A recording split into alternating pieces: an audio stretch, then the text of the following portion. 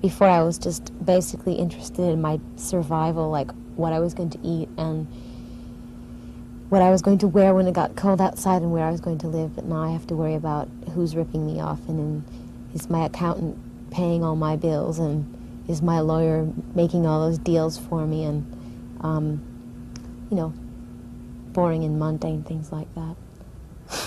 Things I don't want to worry about. And I have to invest my money, or I'm going to be taxed, or, you know, and I have to find a place, and I have to do this, and I have to do that, and I have to pay everyone, and I have to hire people to make sure that everybody's doing all those things, and ugh. Well, the new album is a lot more grown up than the first album. It's a lot more well-rounded style-wise. I have 2 ballads on it, and I've never recorded a ballad before, and it's not, my first album was termed a dance record, you know, everything was up-tempo dance music, but this one is a lot of different kinds of sounds. There's some old stuff that sounds like old Motown, there's some really high energy, you know, stuff that maybe sounds more English, more techno, there's a lot of synthesizers, so I think it just shows my growth as a singer and a songwriter. I chose to work with Nile Rodgers because I think that he's a genius, and I wanted to work with a genius on my record. And I think that he embodies a lot of different styles that I think my music embodies. He's very close to the black sound, funk. I mean, the stuff he did with Chic and Sister Sledge and Diana Ross is phenomenal. But he's also made a lot of great pop records with David Bowie and Duran Duran, so, and In Excess, so I thought he'd be a great person for me to work with. And he's a great musician and arranger. What made you come to New York? I don't know. When I was 5 years old, I just woke up one day and I had this idea that I was going to come to New York. I just had to, and so I graduated, as soon as I graduated from high school, I came here. Well, I graduated like early, and I just kind of ran away and came here as soon as I could. When you came here, was there something that you were looking for or something you were trying to achieve? Fame and fortune. Yeah. When you're a dancer, you act with you perform with your body. And I think I had a lot of things to say in other ways besides movement. So that's when I got into the music business. And to me, film is just the ultimate, you know, that's the embodiment of it all. You can do all that, only it's captured forever on celluloid. The movie I'm working on is called Desperately Seeking Susan. It's directed by Susan Seidelman, who did a movie called Smithereens, and I play Susan. And Roseanne Arquette, Aidan Quinn, and Robert Joy are and Mark Blum are the other lead characters in the movie. And it takes place in New York. It's shot all in New York, and little bits and pieces of it are shot in New Jersey. And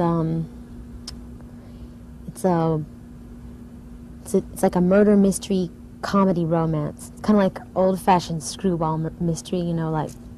And the character I play is sort of a combination between Judy Holliday and Carole Lombard, but you know, from a long time ago. So it's funny and light, and it's been a lot of fun so far, but a lot of hard work. It's a lot different than making records.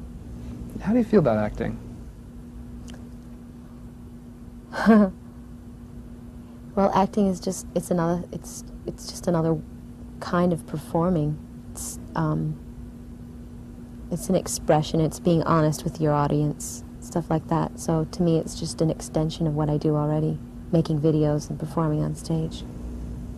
Do you find acting or singing more challenging? Acting. Singing comes a lot more naturally to me. When you make a movie, you really have to rely on your concentration because there's people standing all around you with cameras and lights and all sorts of electrical equipment, and it couldn't be further away from being like the real thing, and you have to ignore everything around you, everything's shot out of sequence, so you really have to just pretend you're somewhere else and try to concentrate and, you know, and remember how you got to where you are right now, because a lot of times you shoot stuff that's happened in the actual movie before you've done the stuff that happens to get you where you are right now. Does that make any sense? If, for instance, you shoot the end of the movie, and so you have to work up the emotions for that scene, but you haven't even shot all the stuff before that, so it's very confusing, and it's a lot more of a challenge to me. Also, it's new to me, so. Have you learned anything from acting that you can apply to your musical career? Sure. Yeah. Well, the thing that can carry over from acting to singing is just the performance aspect, losing your inhibitions and being really honest with your audience. You know, and letting all sorts of emotions come through. I don't think that I'm using sex to sell myself. I think that I'm a very sexual person, and that comes through in my performing. And if that's what gets people to buy my records, then that's fine. But I don't think of it consciously, well, I'm going to be sexy to get people interested in me. It's the way I am. It's the way I've always been. Every once in a while I'll get a reaction from another performer who's a feminist, a singer. And if I do get anything from them, I think it's really, I think they're jealous and envious of me. And my reply to them is that that's the choice that I've made. I don't, you know, I'm not going to tell you what to do with your life, and you're not going to tell me what to do with mine. I enjoy this. I'm not, you know, this is my choice. And I'm bringing, I think I'm bringing happiness to people. So it's as simple as that.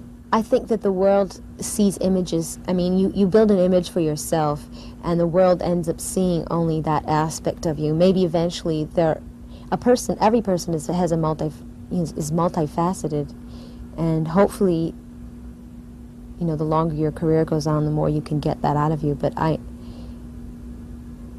couldn't begin to tell you what the world doesn't see in me right now. There's a million things. What I would like to ultimately achieve, I already told Dick Clark once on American Bandstand. So I'll repeat it again and annoy everyone who was annoyed before when I said it. I want to conquer the world. Okay?